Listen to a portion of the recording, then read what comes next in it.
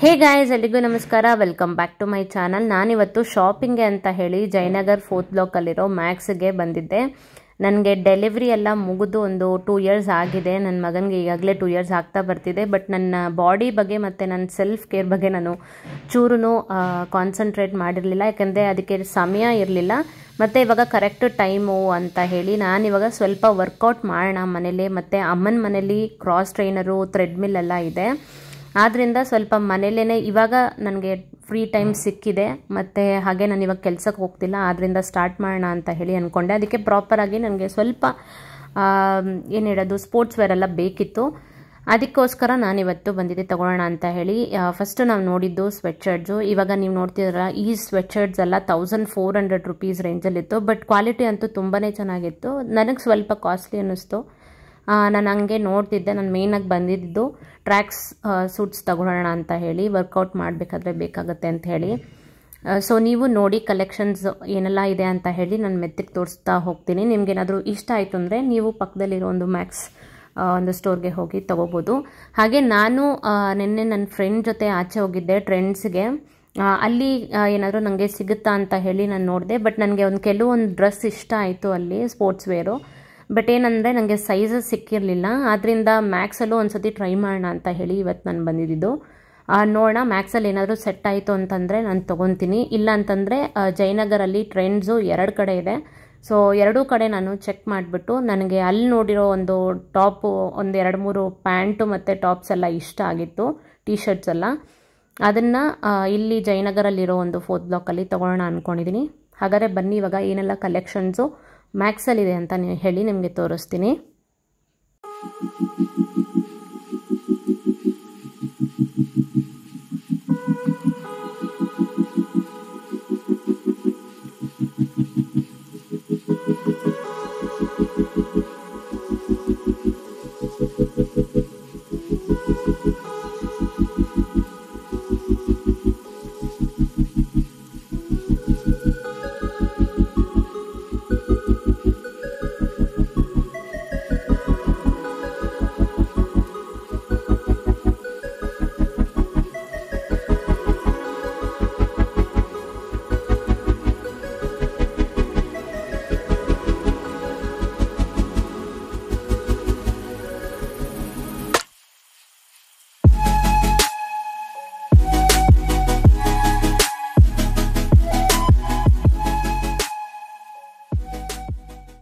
ಮೆನಿಕ್ಯೂನ್ಗೆ ಒಂದು ಡ್ರೆಸ್ ಹಾಕಿದ್ರು ನೋಡಿ. ಈ ಡ್ರೆಸ್ಸು ನನಗೆ ತುಂಬ ಅಂದರೆ ತುಂಬ ನೋಡಿದ ತಕ್ಷಣವೇ ಇಷ್ಟ ಆಯಿತು. ಆ ಕಲರ್ ಕಾಂಬಿನೇಷನ್ ನೋಡಿ ಎಷ್ಟು ಕ್ಲಾಸಿಯಾಗಿದೆ ಅಂತ ಹೇಳಿ. ಮತ್ತು ಆ ಕೋಟು ಅಷ್ಟೇ ತುಂಬ ಸಾಫ್ಟ್ ಮಟೀರಿಯಲಲ್ಲಿತ್ತು. ಬಟ್ ಸ್ವಲ್ಪ ಕಾಸ್ಟ್ಲಿ ಇತ್ತು, 3000 ರುಪೀಸ್ ಏನೋ ಇತ್ತು ಈ ಕೋಟಿಗೆ ಮಾತ್ರ. ಹಾಗೆ ಇದಕ್ಕೆ ಪೇರಪ್ ಆಗಿ ಕೊಟ್ಟಿರುವಂಥ ಒಂದು 1 piece dress, black colour dress ಏನಿದೆ ಅದಕ್ಕೆ 1400 ರುಪೀಸ್ ಹಾಕಿದ್ರು. ಬಟ್ ನನಗೇನಂತಂದರೆ ಈ ಥರದ್ದೆಲ್ಲ ಡ್ರೆಸ್ ಹಾಕ್ಕೊಬೇಕು ಅಂತ ತುಂಬ ಆಸೆ. ಆದರೆ ಈಗ ನನಗೆ ಹಾಕೋಕ್ಕಾಗಲ್ಲ, ಯಾಕೆಂದರೆ ಆಫ್ಟರ್ ಡೆಲಿವರಿ ನಾನು ಸ್ವಲ್ಪ ವೆಯ್ಟ್ ಗೇನ್ ಮಾಡಿದ್ದೀನಿ.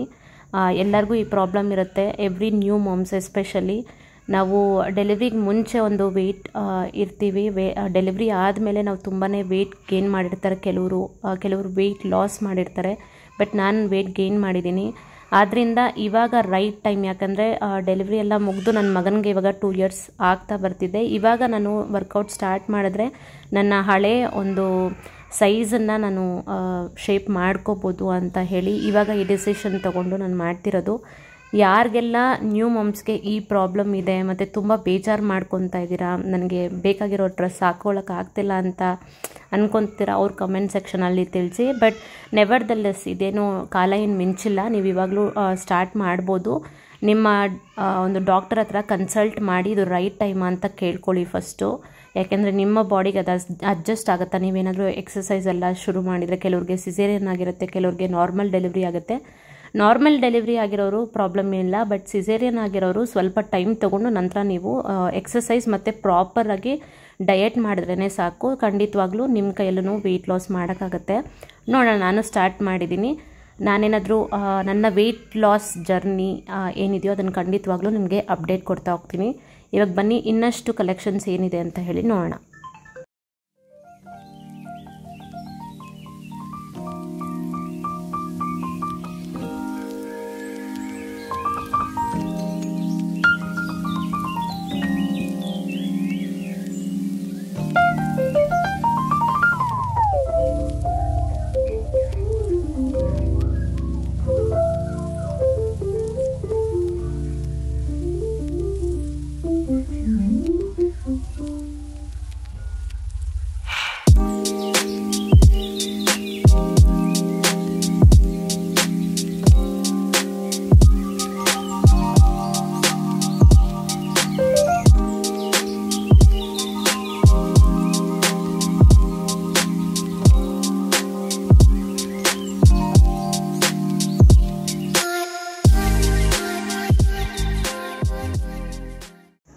ಮ್ಯಾಕ್ಸಲ್ಲಿ ನಾನು ಯಾವುದೇ ಒಂದು ಡ್ರೆಸ್ಸು ತೊಗೊಂಡಿಲ್ಲ. ಕೆಲವೊಂದು ಟ್ರ್ಯಾಕ್ ಪ್ಯಾಂಟ್ಸನ್ನು ನಾನು ಟ್ರಯಲ್ ಸಹ ಮಾಡಿದೆ. ಬಟ್ ನನಗೆ ಸೈಜ್ ಫಿಟ್ಟಿಂಗ್ ಅಷ್ಟೊಂದು ನನಗೆ ಕಂಫರ್ಟಬಲ್ ಅನಿಸಿಲ್ಲ.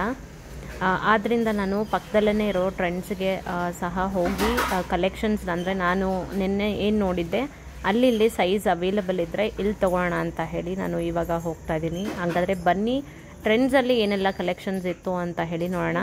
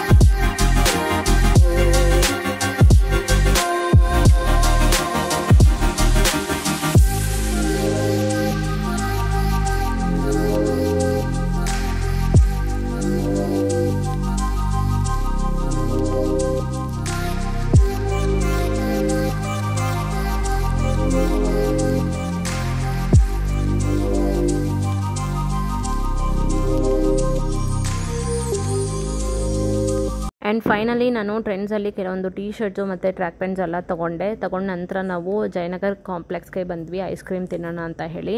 ಮತ್ತು ಈ ಒಂದು ಪರ್ಟಿಕ್ಯುಲರ್ ಐಸ್ ಕ್ರೀಮ್ ಪಾರ್ಲರಲ್ಲಿ ತುಂಬಾ ಚೆನ್ನಾಗಿರುತ್ತೆ, ಟೇಸ್ಟಾಗಿರುತ್ತೆ ಐಸ್ ಕ್ರೀಮ್ಸು.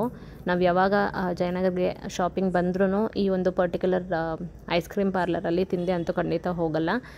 ಮತ್ತು ನನಗೆ ಆ ಒಂದು ಶಾಪ್ ಹೆಸರು ಸರಿಯಾಗಿ ನೆನಪಿಲ್ಲ, ಬಟ್ ನನಗೆ ತುಂಬ ಇಷ್ಟ ಐಸ್ ಕ್ರೀಮಲ್ಲಿ. ಮತ್ತು ನನ್ನ ಮಗನಿಗೂ ಅಷ್ಟೇ ಐಸ್ ಕ್ರೀಮ್ ಅಂದರೆ ತುಂಬಾ ಇಷ್ಟ. ಯಾವ ಮಕ್ಕಳಿಗೆ ಇಷ್ಟ ಇಲ್ಲ ಹೇಳಿ ಐಸ್ ಕ್ರೀಮು.